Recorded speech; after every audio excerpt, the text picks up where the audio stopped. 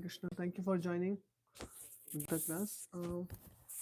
I think I see some new faces. How many of you here for the first time? Raise your hand. Okay. So you guys are coming from where? Just happen to visit temple or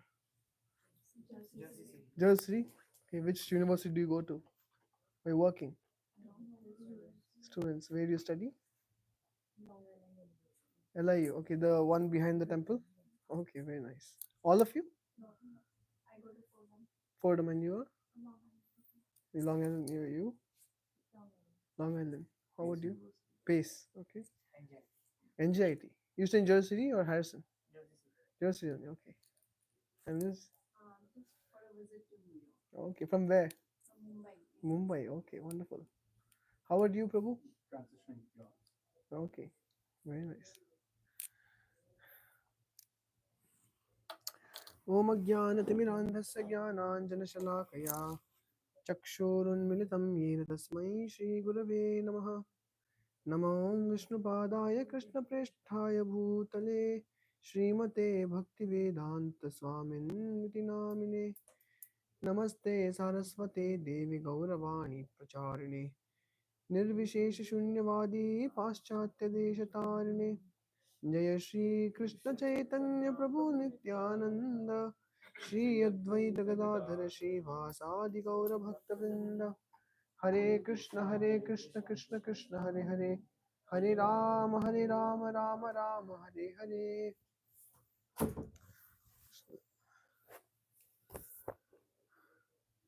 Also, I thank all the devotees of joined online.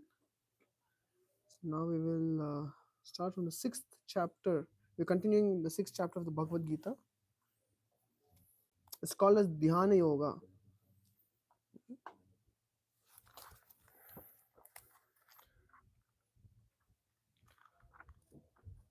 Let me just give you a context of what's happening. Okay. So in the beginning of the sixth chapter, okay, in the previous chapter, towards the conclusion of the fifth chapter, Krishna explained to Arjuna about Nishkama Karma Yoga. I'm pretty sure all of you are well versed with the terms.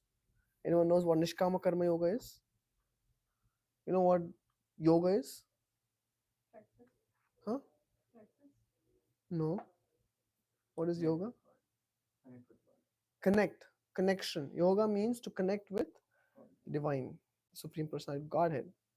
Okay, so Nishkama Karma Yoga. So yoga, okay, you understood yoga. What is Karma Yoga? Does anyone know Karma Yoga? Is the most common part type of yoga. Glasses. Connecting with divine with some work. Very good. Connecting with the divine through work. That means we do that work which is through which we can connect with God. Not anywhere you can connect with God. The activities which opposes the laws of God is not Karma Yoga, isn't it? So therefore Krishna explains to Arjuna in the Bhagavad Gita what kind of work pleases him. Only that becomes as Karma Yoga. Okay, so now what is the prefix Nishkama? So you understood yoga, Karma Yoga. What is Nishkama Karma Yoga? Okay, maybe others. Who is a scholar? Coming for last three years. Yes, Prabhu. Selfless act. Okay. Nishkama, selfless. Okay, thank you. Something more? It's in the right direction. Yeah. Karma is more, right? Karma is, I heard that. Okay. The moha is illusion. Yeah. This is very close to Hindi, right? Nishkama. Kama, Nishkama. Yes, without attachment to the fruits. Not your apple and strawberry. Nishkama Karma Yoga means not attached to the fruits of your work. That means, Hare Krishna, you can take a cushion. You have to be careful because the door keeps opening there. If you want, you can also come this side. Yeah. Yeah, Nishkama Karma Yoga means activity done to connect with God in a way in which we are not attached to the fruits of it. To that work, one can connect with God. That means if if you like to study, you study the literatures that can help you understand God. If you like to work, but donate some money to God. Hmm? Don't work for money. Work so that money can go to God. They're two different things. Hare Krishna, isn't it? So therefore, we have already discussed about Nishkama Karma Yoga in the fifth chapter of the Bhagavad Gita. The fifth chapter of the Bhagavad Gita. And after explaining about Nishkama Karma Yoga, Krishna also explains Ashtanga Yoga. Just he gives a one verse in the fifth chapter conclusion about what Ashtanga Yoga is. He just talks about it. So in the sixth chapter, he is talking more in detail about Ashtanga Yoga or Dhyana Yoga. Dhyana Yoga means connecting with the Lord through meditation, Dhyana. So why is Krishna talking about different yoga systems? He's explaining to Arjuna different ways to connect to him. Hmm? Prior, he had already talked about Karma Yoga. In Karma Yoga, he talked about Sakama or Nishkama Karma Yoga. He talked about Jnana Yoga. And now he's talking about Dhyana Yoga or Ashtanga Yoga. If these terminologies are not very easy to comprehend, it's not a problem because essence is Bhakti Yoga.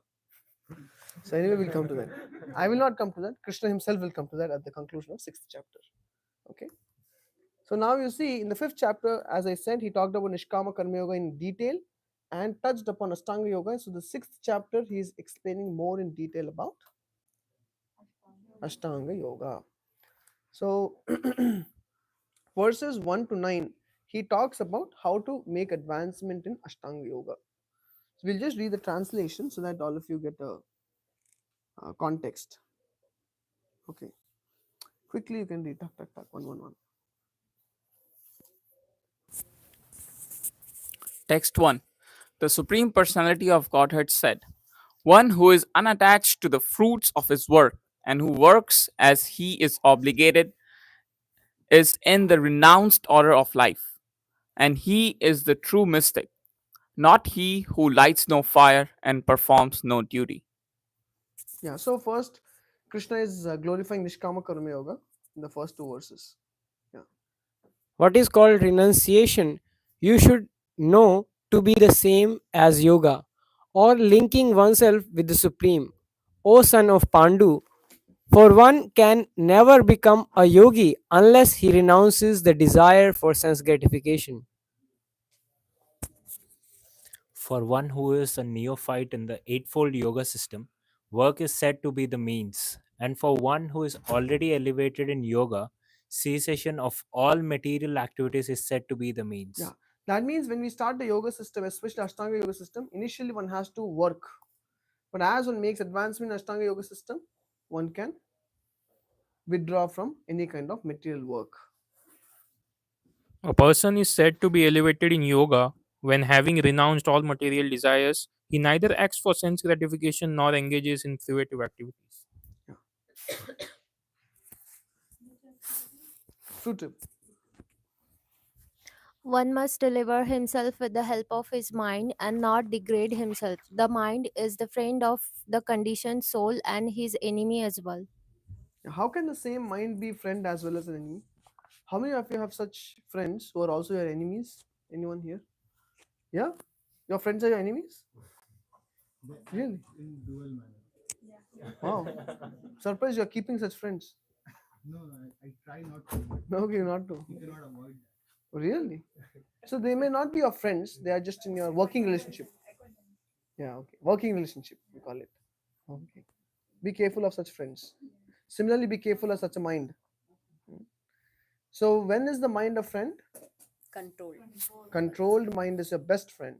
And when is the mind your enemy? Uncontrolled. Uncontrolled mind. Very good. Next.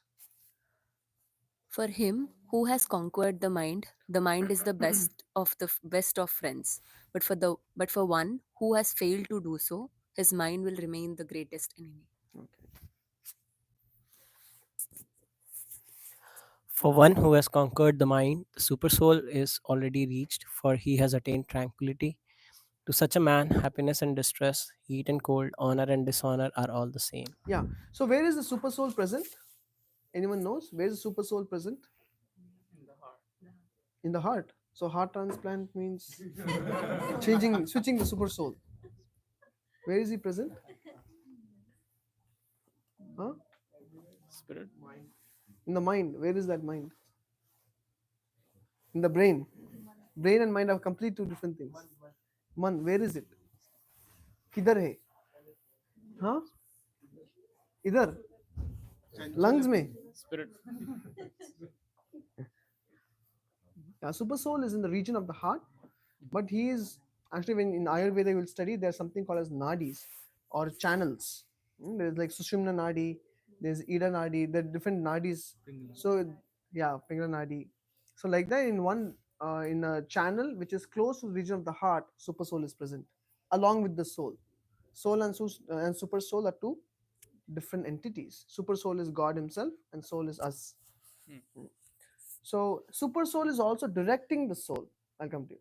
Super soul is also directing the soul, but mind is also shouting. Mind is saying, I want that car, I want that home, I want that degree, I want this job. So mind is shouting out all desires, and super soul is also speaking. So therefore, we cannot hear the super soul because the noise of the mind is too much. So therefore, here you can see, for one who has conquered the mind, one who could shut up his mind, for such a person, Paramatma is reached. Then he can hear the Paramatma. So it's not that people ask, where is God? God is there in your heart, isn't it? And but can I talk to God? Yeah. Only problem is mind is shouting too much. So if you conquer the mind, you can hear God. See, for such a man who has attained the super soul, for such a man, there's happiness, distress, heat and cold, honor, dishonor, they're all the same. Because he's constantly guided by Krishna. Okay, next one. A person said to be established in self realization as called yogi or mystic when he is fully satisfied by the virtue of acquired knowledge and realization. Such a person is situated in transcendence and self controlled. He sees everything, whether it's pebbles, stones, or gold, as the same. Yeah. Pebbles or gold, same. I'll ask the Matajis. Pebbles and gold, can you see the same? If you attain self realization, you can. Really? No, I mean, generally, they like to wear ornaments, right? No, my mother used to be a big fan of gold, but I used to hate, Alukas. I remember she used to take me all those places. So I used to hate. I never understood what is so special about gold. But generally, people cannot see. People value gold as very something very special. I mean, till now, I cannot value gold as something very special, apart from the fact that it carries monetary value. Isn't it? But a person who is self-realized, he can see both the same way, pebbles or gold, because he has nothing to gain from this material world, and therefore he can see it same. Newspaper and currency note. Hmm? Yeah, but that's not our process. We don't see the same. Don't put newspaper in hundi. Currency currency note in your pocket. Hmm? This means that he doesn't have any selfish motivation out of it. So he's ready to give more to God. Hmm? Okay, next. Who was reading? Yes, please. A person is considered still further advanced when he regards honest well wishers, affectionate benefactors, the neutral mediators, the envious friends and enemies, the pious and the sinners, all with an equal Yeah. mind. So these things are very difficult. This is Yes. only talking about a person who has reached Aruruda, isn't it? Aruruda, Aruruksha and Aruruda. Two stages of Astanga Yoga. Aruruda means he is highly advanced in yoga and self-realization. He has completely realized his self, and he is able to meditate on the super soul. For such a person, he can see friends and enemies at the same level. We are not like that. I mean, sometimes we may think that I am also like that. Situations expose us. Isn't it? So this is not very easy. Now you will find Krishna tells Arjuna how to start this process of Ashtanga Yoga. What does it take? What kind of, where do you have to live? What kind of dress can you wear? Can you wear Levi's jeans, hmm, Louis Philippe shirt? You cannot wear branded things. Only deer skin. You'll see what Krishna tells to practice yoga. What all you have to wear. Okay, that is 1 to 9. He talks about advancing in Ashtanga yoga. Okay, now verse 10 to 32.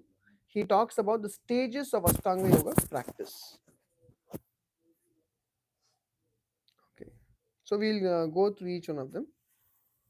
So we had done till ninth one, right? Last time. You had a question? Now I have two. Okay. These, I mean, this particular one in the Dhyan Yoga and the things that are prescribed, is it for a particular audience with a particular purpose, or is it for anyone and everyone? It is for anyone who's interested in it. But it's not like that everyone should be going through these. No, no, no. And, You, and the other one was that so far we have understood that our body, like it's like there are three parts we understood. One is the gross, one is the subtle, and one is the soul. And in the subtle we had intelligence, false ego, and mind. yeah, gross body, subtle body, and spirit soul. Spirit soul. Okay. But today you mentioned that in addition to these three, there is also the super soul, which is distinct from the soul and present inside. Yeah, correct. So is present next to the soul. but it is distinct from the soul. Of course, like yeah. Only qualitatively it could be the same, or I don't know. Oh, means they're two different entities.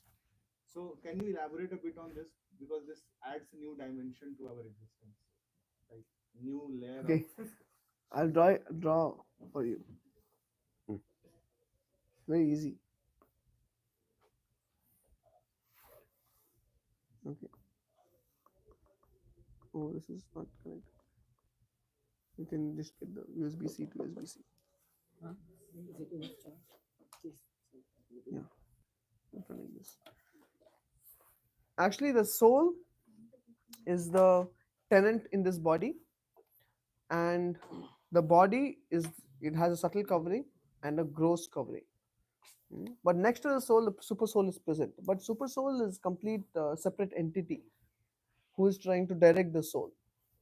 So it's not in the personality of it's not in our personality, because we identify with the soul, or if we are people also identify with the subtle body, they say I get bogged down by my mental desires.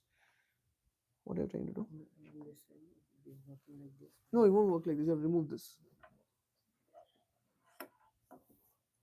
Yeah, or people identify with the gross body, isn't it? So therefore, the three self, it is said: gross body, what you can see mine, I can see yours; subtle body, the mind, intelligence, ego, or the spirit soul.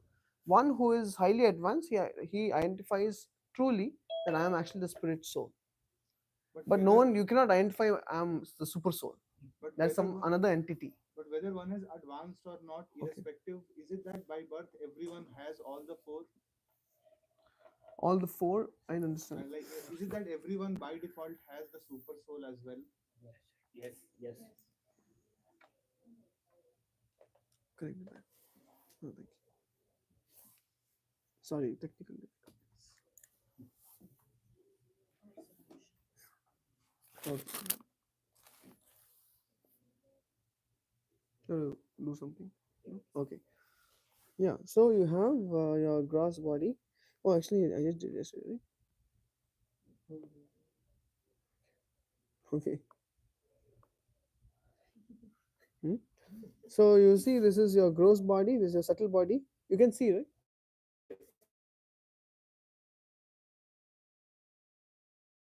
When you when you talk about personality, oh, sorry.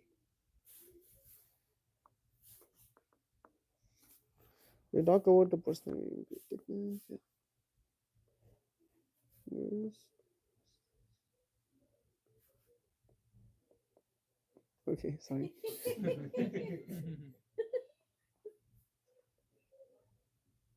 Okay.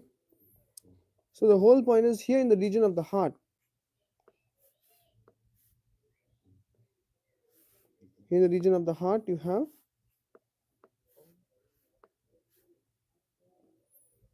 You have one soul, and then there is super soul. Okay, and this is the Supreme Lord Vishnu's expansion, super soul. Mm. And he is directing the soul, and this white dot, the spark, is you. Yeah, yes, you. Okay, so though you have this gross body, this is your gross body. This is your gross body, and even the subtle body, you cannot pinpoint and say where is your subtle body. Many people think mind is in the brain. Mind is not necessarily in the brain. The entire subtle body, just like you have a gross body which is extending. Oceans. Oh, sorry, oceans.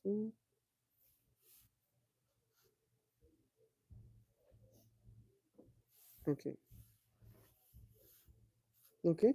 So just as you have a entire this gross body here, similarly you have a subtle body. Let's point it with blue, like this. This is your subtle body.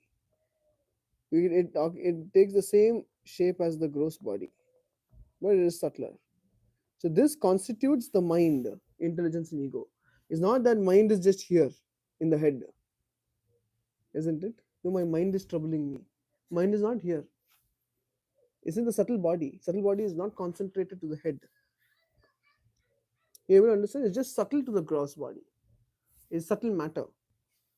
But the soul has a particular region where it exists in the nadi here, in the channel, but it's not in the heart. Okay, is that okay?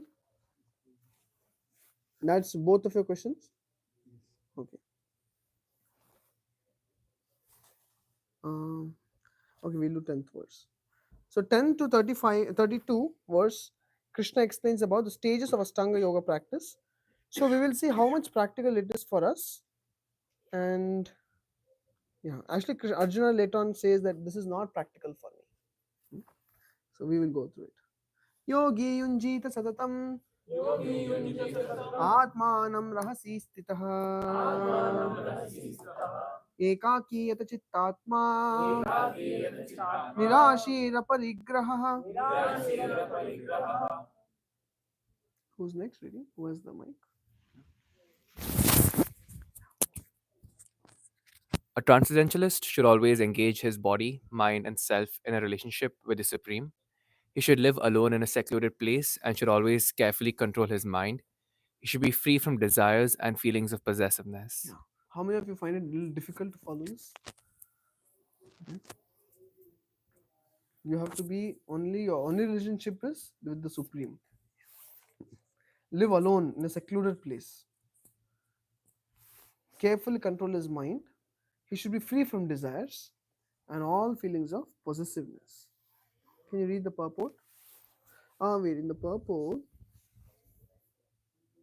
Okay, the 3 times. Okay, you can read the purport at your leisure. We'll go to the next one. Okay, a very big purport. Just so that you know Ashtanga yoga means 8 limbs, right? I don't want anyone to be wondering what Ashtanga yoga is.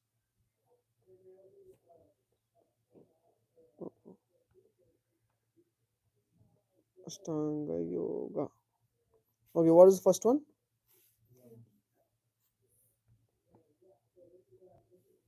Yama. Then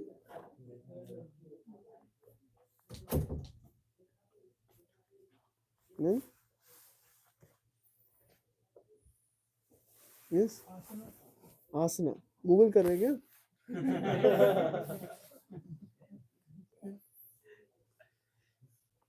Next, pranayam. Yeah,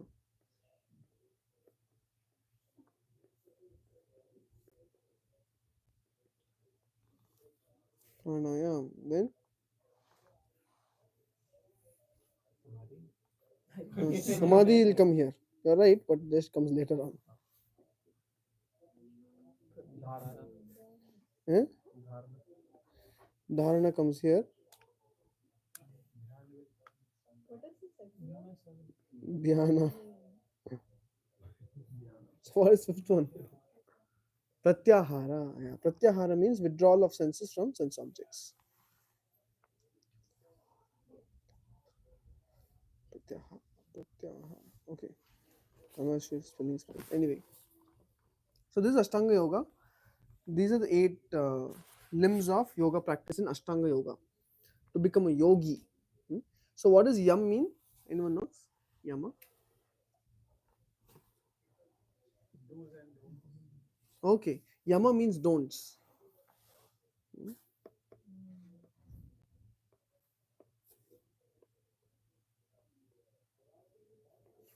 And this is do's. And asana, postures. Okay. This is common. Pranayama, breath control. Yeah. And pratyahara, withdrawal what from the senses?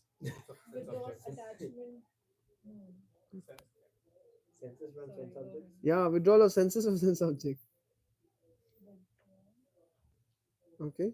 Withdrawal of senses from sense objects. Okay. Dharana, what?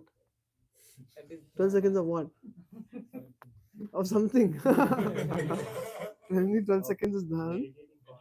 Yeah, meditating for 12 seconds straight without distraction is dharana. 12 seconds. And dhyana, 12 into 12, 144. And samadhi, 12 into 12 into 12, 25 minutes, 28 seconds. So if you can actually meditate without distraction for 25 minutes, 28 seconds, you are in samadhi. This is actually Ashtanga Yoga.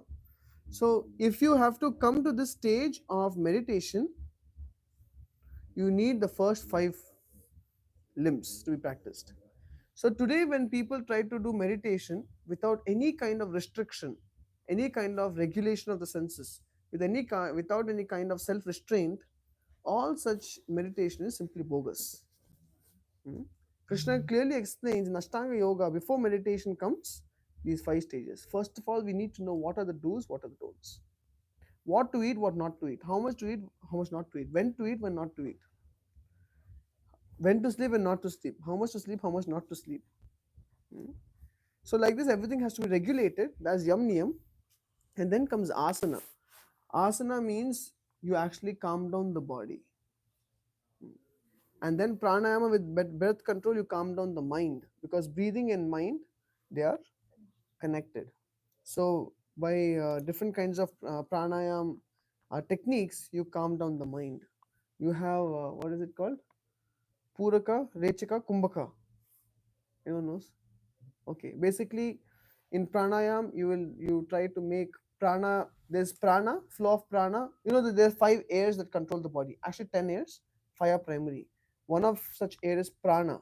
So if you have to speak, like powerful speakers, they have very strong prana. If your prana is weak, you cannot showcase yourself much, right? So prana is weak. So in pranayam you try to control or regulate your prana and your apana. Apana is the downward pushing air, prana is the upward pushing air. You try to reverse the flow and connect apana and prana. So that is there's puraka, there's kumbhaka, and rechaka means, in breathing you inhale, you exhale. After exhaling, you don't inhale for some time. That is called as rechaka. So like that, there are different techniques in pranayam. All this is just to calm down the mind, right? And then you have pratyahara. When your body is calmed down, when your mind is calmed down, it's easy for you to pull your senses away from sense object. Without doing that, if you just artificially suppress your mind, artificially suppress your senses, what happens? One day it will explode. Artificially, you cannot pull your senses away from sense object. It's not possible. Krishna tells Arjuna in the 3rd chapter, Arjuna, if you artificially withdraw your senses from sense object, the taste for the sense object remains in the mind. And therefore, mithyacharasa uchyate. Such a person becomes a pretender. Such a person in society, what does he do? He wears saffron robes. In the daytime, he's a sadhu. In night time, he is involved in all kinds of scandals. Why? Because it's simply artificial. Artificially, you cannot restrain your senses. You have to calm down the mind. You have to purify the mind. So this is Ashtanga Yoga. So going forth, you will see now Krishna is explaining what all things are required. We'll quickly go through the translations. We have to go till 32 because Krishna is giving so many things. I think in 17 we'll stop. Something very practical is there at 17th verse. Okay, we'll read this. Shuchau deshe pratishtapya स्थिरमासनमात्मनः नादुच्युतं नाति नीचं चैलाजिनकुशोत्तरं तत्रैकाग्रं मनः कृत्वा यदचित्तेन्द्रियक्रियः उपविश्यासने युञ्ज्यात् योगमात्मविशुद्धये. Who has the mic? Can we? To practice one should go to a to practice yoga one should go to a scheduled place, Secluded. secluded, sorry. To practice yoga, one should go to a secluded place and should lay kusa grass on the ground and then cover it with a deerskin and soft cloth. The seat should be neither too high nor too low, should be situated in a sacred place. The yogi should then sit on it very firmly and practice yoga to purify the heart by controlling his mind, senses, and activities and fixing the mind on one point. Yeah. So this is the purpose of Ashtanga Yoga. What is the purpose of Ashtanga Yoga? Finally, to purify the heart by controlling his mind, senses, and activity and fixing the mind on one point. This is the purpose. For this, you have to do a lot.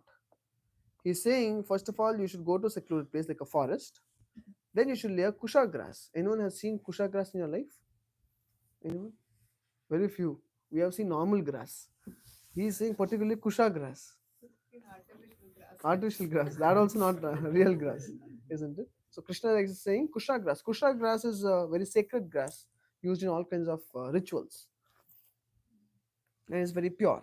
So kusha grass on the ground and then cover it with a deer skin. Where do you get deer skin?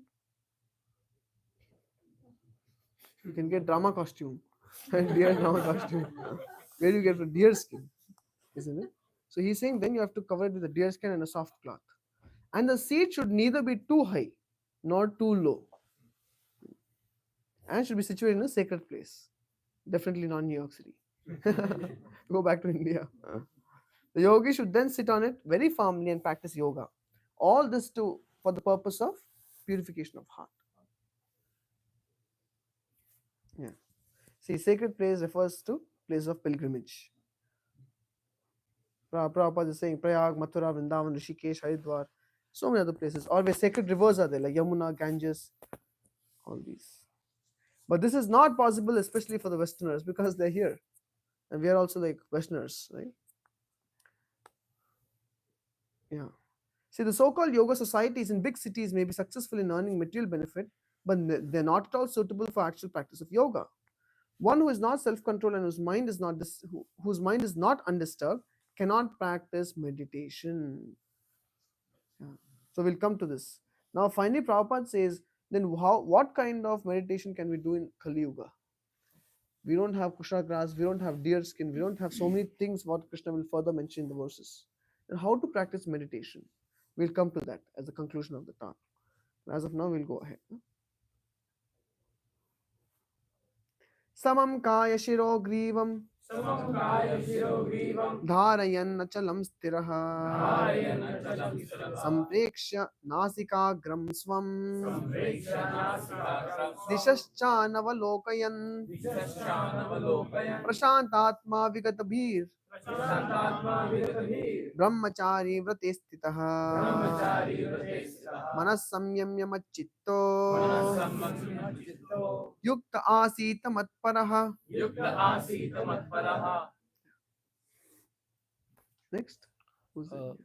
One should hold one's body, neck, and head erect in a straight line and stare steadily at the tip of the All of you nose. can sit straight.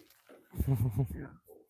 Thus, with an unagitated, subdued mind, devoid of fear, completely free from sex life, one should meditate upon me within the heart and make me the ultimate goal of life. Yeah. So with the subdued mind, unagitated and devoid of fear, all of which is not there today because our minds are so fearful of current kya hone wala hai, Trump administration, isn't it? So much of fear, so much of uncertainty.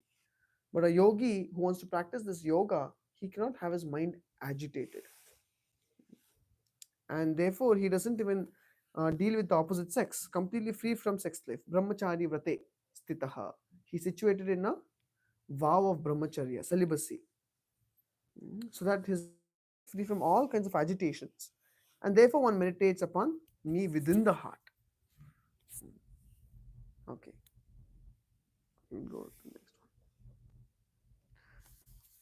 So this is vedabase.io. You can go through these purports, very valuable. In the interest of time, I'm just going to the verses. युञ्जनेवं सदात्मानं योगी नियतमानसः शान्तिं निर्वाणपरमां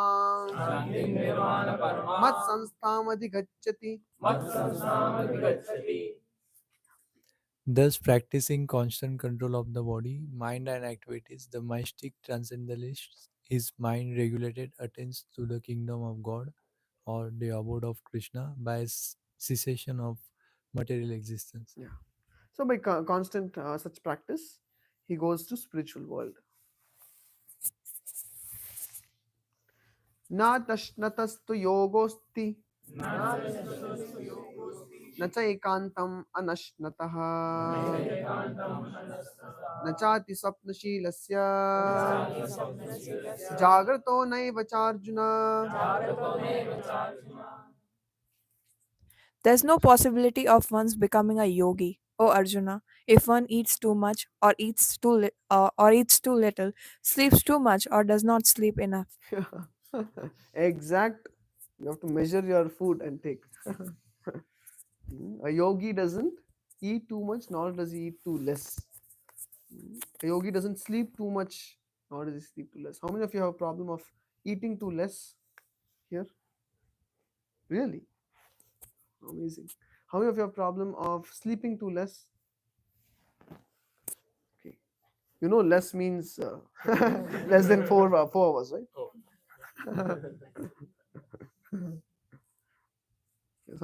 Some people may be thinking, I'm sleeping very less, just 10 hours a day. Sleeping too less means like 3 hours. Very passionate people who want to conquer the whole world. They only sleep 2-3 hours. So not just sleep too. So one should regulate. Now Krishna is coming to the point of regulation. We'll come across a very famous verse now. Yeah, this is the one. युक्ताहार विहारस्य युक्तचेष्टस्य कर्मसु युक्तस्वप्नावबोधस्य योगो भवति दुःखः. It's a very important verse and very practical for our current existence. Who is reading next? Yeah.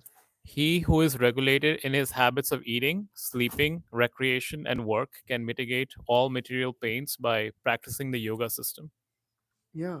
So one has to be regulated in his habits of eating, sleeping, recreation, and work. See, one can mitigate all material pain by practicing the yoga system. Mhm. Just if you follow this advice of Krishna, the material world can be less troublesome. Your material life can be way more peaceful. When? When we learn the art of regulating our activities of eating, sleeping, recreation, and work. Don't work all day and become a workaholic. Nor can one play all day. Play all day means just relaxing all day and become a good for nothing. Nor should one keep eating all day. Regulation in eating also means what eating what? Yeah. Eating when? Eating how much? This is regulation. Similarly, sleep. So we'll go to the purport. Very valuable lessons are there for us. Continue. Who was reading? Extravagance in the matter of eating, sleeping, defending, and mating, which are demands of the body, can block advancement in the practice of yoga. As far as eating is concerned, it can be regulated only when one is practiced to take and accept prasadam or sanctified food. Lord Krishna is obferred according to the Bhagavad Gita 9.26, vegetables, flowers, fruits, grains, milk, etc. In this way, a person in Krishna consciousness becomes automatically trained not to accept food not meant for human consumption or not in a category of goodness. Yeah. So let's talk about eating first, the most sensitive part. So Krishna is saying that one should not eat anything and everything. Today, whatever people see moving, you will find it in the restaurant menu. Isn't it? Because people are not satisfied.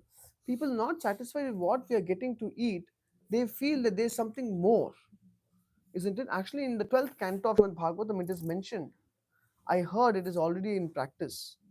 Gradually, as the age becomes even more worse, people will start eating the flesh of aborted babies. Ever heard that before? Yes. Yeah, some countries I heard they already started it. Yeah, isn't it? Right, to go to that one particular restaurant to have the fare. They work so hard, and if you ask a man working so hard and ask him why are you working so hard, they say पेट का सवाल. Isn't it? पापी पेट का सवाल means they say because I have to eat. But they don't understand. They don't have enough common sense to understand. You don't have to work so hard just to eat. If a mediocre person, a middle class person eats three chapatis, sabji, rice, and dal, now if you earn 10 times more, will you eat 30 chapatis and 10 times more rice and dal and sabji? Your eating remains the same, isn't it? So, therefore, the greed of the tongue is what actually drives the uh, materialistic living entities simply to work hard and hard, isn't it? Why are they doing kirtan here? Yeah, so disturbing. I cannot focus on what I'm saying. You can close their door. Yeah, isn't it? See, Prabhupada uses a very strong statement. I hope it not feel offended. No? Eating is usually a very sensitive thing, but I usually like to talk about eating because there is a book or a statement which says you are what you eat. Ever heard of that? You are what you eat. It's a documentary. Okay, you are what you eat. That is it. That means that we have to be very careful in what we eat. There are two terms used: sanctioned and sanctified. Mhm.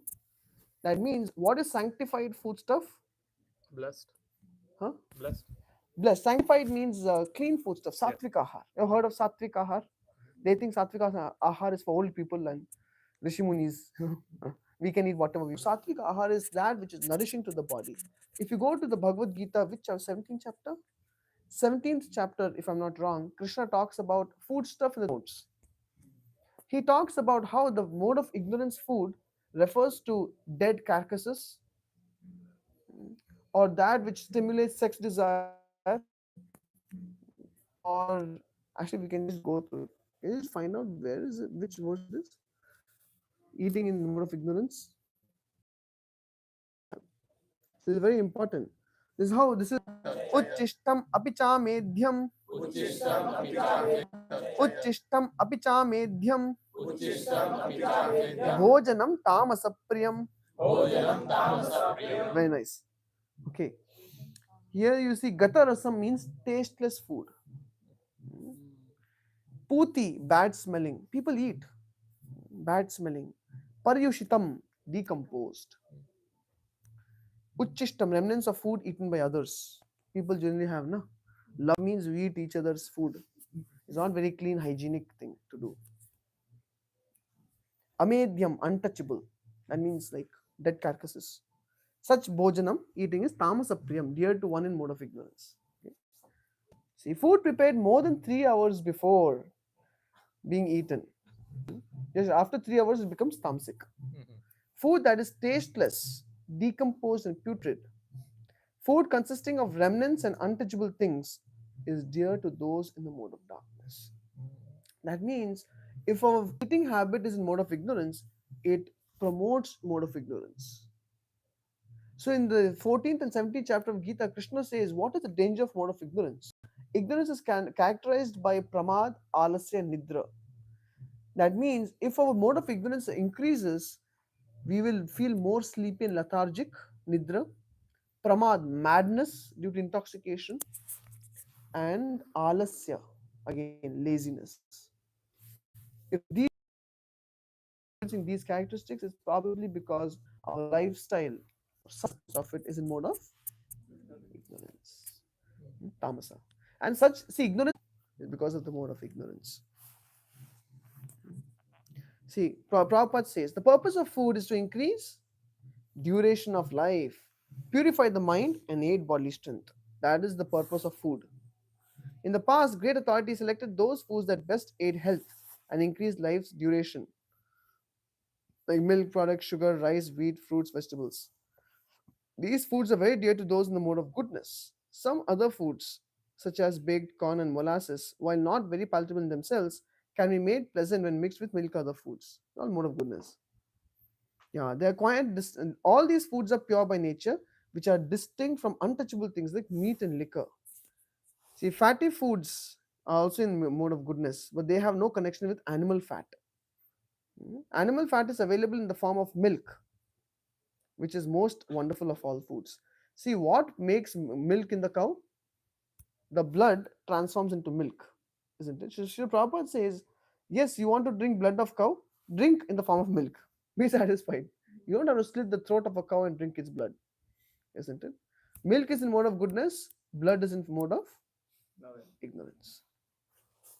Milk, butter, cheese, and similar products give animal fat in a form which rules out any need for the killing of innocent creatures.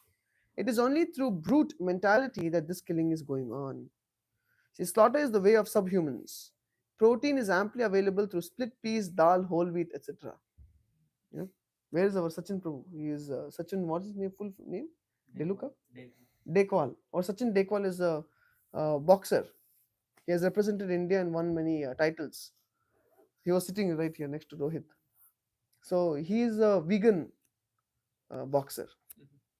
And his source of protein is this dal, whole wheat, split peas, isn't it? And now foods in the mode of passion, which are bitter. Food in the mode of passion are extremes: too bitter, too spicy, too salty, too hot. Yeah? Overly mixed with red pepper causes misery by reducing the mucus in the stomach. You know that, right? When you take too spicy things, then it destroys the mucus lining in the stomach, which causes stomach ulcers and so many diseases. Okay, foods in the mode of ignorance and darkness are essentially those that are not fresh. Any food cooked more than 3 hours before it is eaten, except for prasadam, is considered to be in the mode of darkness because they're decomposing, and such foods give bad odor, which often attracts people in this mode but repulses those in the mode of goodness. In one of our acharyas, his name is Bhakti Siddhanta Saraswati Thakur. When he went to Bhutan, he was cooking something in fresh ghee, and the people in that complex came out and said, "What is this bad smelling substance you're cooking?" And they made him to stop his cooking. He was cooking fresh ghee. They could not tolerate it. And then one day when he was sitting in that complex in his in that place, he found something which is very obnoxious smelling. And I forget the name of that thing. Then he found there was a special delicacy of that region, and you will be astonished to know how this delicacy is made. What do? They keep a jar through the rainy season, and all kinds of insects fall into it, and there's some sort of liquid to kill them. You know, all kinds of insects fall into it: grasshoppers, cockroaches, worms. I mean, furthermore, whatever. Throughout the rainy season, so you can imagine.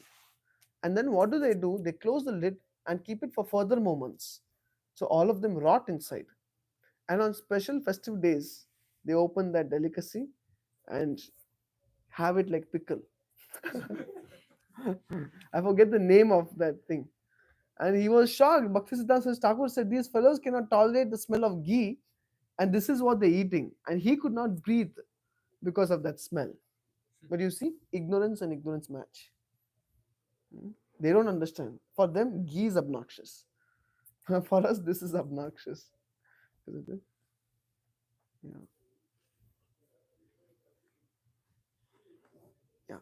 Remnants of food may be eaten only when they are part of a meal that was first offered to Supreme Lord, or first eaten by saintly persons, especially spiritual master. Otherwise, the remnants of food are considered to be in the mode of darkness and they increase infection or disease. Okay? Yeah. So, therefore, what kind of food should we eat? Prasadam. What does prasadam mean? Prasadam means that which is sanctified. That means the food is pure. What is offerable to Krishna? Krishna has mentioned fresh fruits, fresh vegetables, grains, pulses. These things are offerable to Krishna. Now, onion, garlic not offerable. Hmm. Other vegetables are all offerable to Krishna.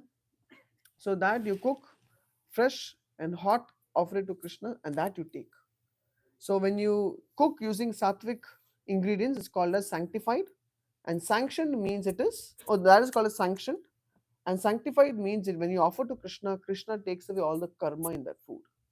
So when you take Krishna prasadam, it nourishes your consciousness. You become very spiritual minded. You feel very, you like to do selfless activities. You feel devotion to the Lord. This is power of prasadam. Most of us have come to Krishna consciousness through prasadam. How many of you have come to Krishna consciousness through prasadam? Yeah. Yeah. Others who don't know, in future you'll get to know. Actually, I went to ISKCON temple for prasadam. उधर पकड़ लिया मुझे. Isn't it? Initially, we don't even understand ये क्या बोल क्या रहे Gita class में. But you take some prasadam, all your spiritual cells, your brain cells will open up. Then you can understand. Oh, it's so simple. You're not this body, spirit, soul. Krishna is supreme personality of Godhead. All the things make sense just by taking prasadam. So that's about eating. I mean, eating. There's so much to talk about. I can keep talking. You just go. Yes. Arjuna and his clan that are Kshatriyas, right? So were they eating meat back then? No, he was a pure vegetarian. They would not eat meat. Kshatriyas were allowed to eat meat only on certain occasions because for Kshatriyas, the nature, who becomes a Kshatriya? It's not like, I choose, I like to be a Kshatriya today. It's not like that. You don't choose. You're born with a certain psychophysical nature. So some people, they're born as Kshatriyas. So at festive occasions, they would eat meat. But generally, Arjuna and Pandavas would not eat because they were devotees of Krishna. Yeah.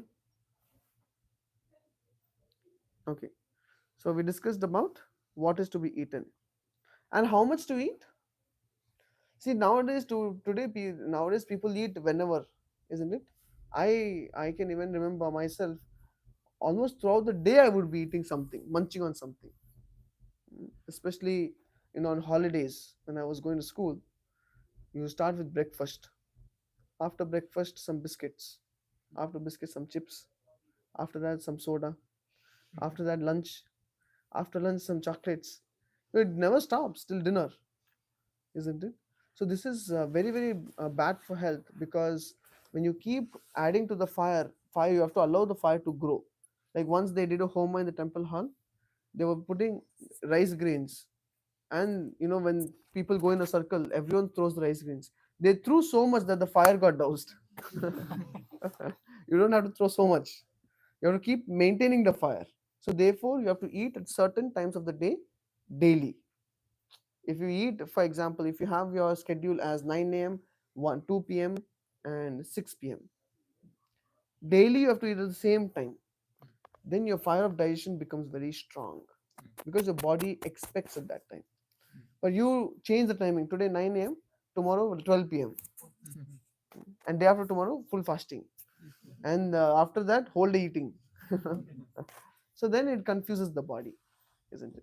So therefore, Krishna is saying you regulate your eating, sleeping, recreation, and work, you will become very peaceful materially. When material life becomes peaceful, it's easy to give your head to spiritual life.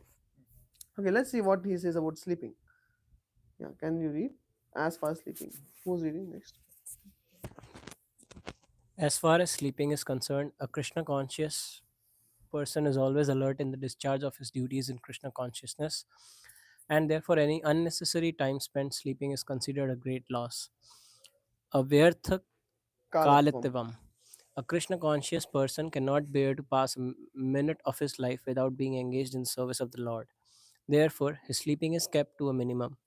His ideal in this respect is Srila Rupa Goswami, who was always engaged in the service of Krishna and who could not sleep more than 2 hours a day, and sometimes not even that. Thakur Haridas would not even accept prasadam nor even sleep for a moment without finishing his daily routine of chanting with his beads 300,000 names. As far as work is Okay, concerned, yeah, that is sleep. So here, of course, we cannot imitate Srila Rupa Goswami and Haridas Thakur. For us, it is recommended we take rest about 6 to 8 hours. The purpose of sleep is to help body rejuvenate. The body starts its rejuvenation by 10 p.m. If you're not in bed by 10 p.m., that night it skips the rejuvenation of the body. So the toxins remain. They are not flushed out of the body, according to Ayurveda. So how many of you sleep before 10? Okay, so you can imagine. Hey, you don't sleep before 10.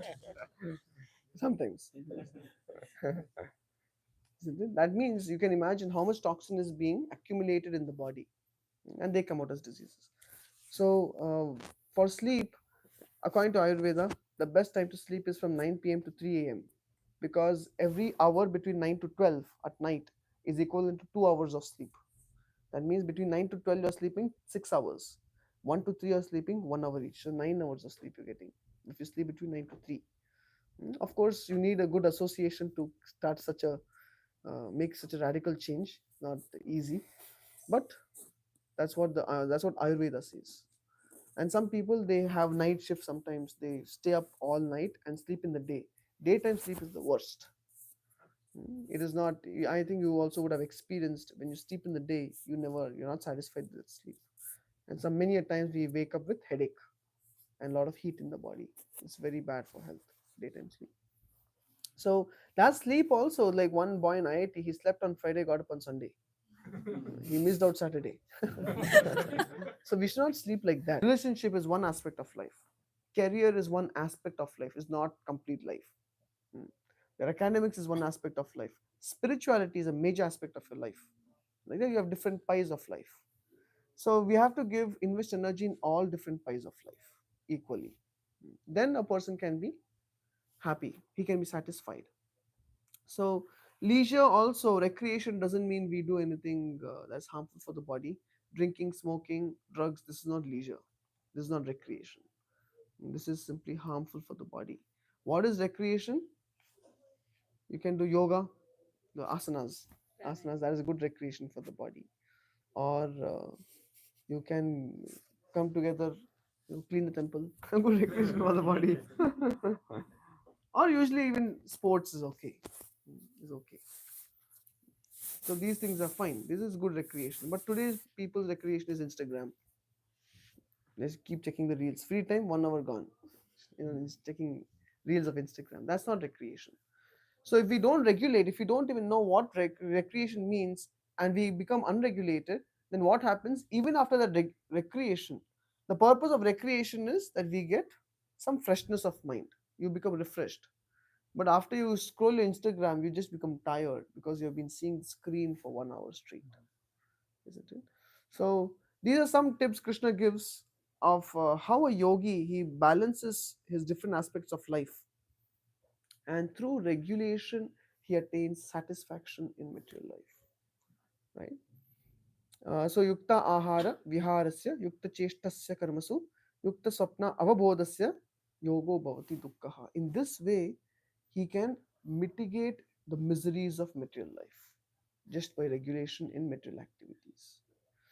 And to the previous of this section, Sri Prabhupada was mentioning that, see, the Ashtanga yogi has to go to a secluded place, put a deer skin, sit on a platform which is neither too high nor too low, and he has so many rules and regulations, and therefore for this age, it is not possible to follow such a standard. I'm not saying this. Arjuna says this in 634. Later, next time we will come. He tells Krishna, actually, for my mind, it is not possible to follow what you're saying. So if Arjuna cannot follow it, who are we? We are tiny tot in front of Arjuna. Arjuna had way more sense control than we do. And Arjuna says in 634, Chanchalam himana Krishna pramati balavadridham. That means my mind is so strong and obstinate and turbulent. Vayur pramati balavadridham tasyaham nigraham manye vayorivas dushkaram. Arjuna is telling Krishna that I can control the wind, but not the mind. And how many of us can really control the wind? Isn't it? We cannot even control the wind. Arjuna is saying, I can control the wind, but not my mind. That means how difficult it is to control the mind. Very difficult, isn't it? So, therefore, these what Krishna mentions Ashtanga Yoga, it's not even practical for Arjuna 5,000 years ago. And today, with all the current visa issues, with all the current job issues, poor job market, and relationship problems, nuclear family, so many problems everywhere. How is it possible to practice what Krishna is saying, Ashtanga Yoga? And Krishna, when Arjuna says it's impossible, it's not practical for me, Krishna says you're right, Arjuna. Actually, for you, you don't even have to worry about Ashtanga Yoga because Bhakti Yoga includes Ashtanga Yoga. That is the conclusion of the 6th chapter.